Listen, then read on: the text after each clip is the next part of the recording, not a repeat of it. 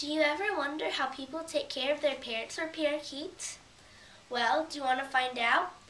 First, you need to know where your pet bird's food is. Second, clean the bird's cage if needed. For a bird, you simply change a newspaper or paper towel in the bottom of the cage.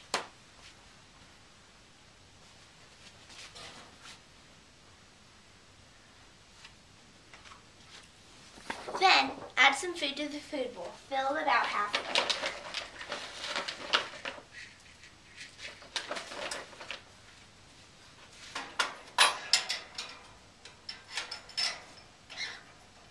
Now, make sure your pet has clean water.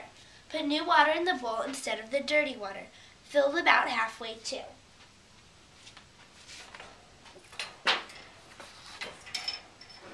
Next, clean your bird if necessary. For a bird, you get a spray bottle and spray your bird until it is wet. Don't worry, it will dry naturally. You can even put a bigger bird in a sink with a little warm water.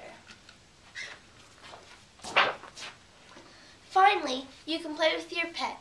For a bird, just take it out of its cage and hold it. Step up, step up.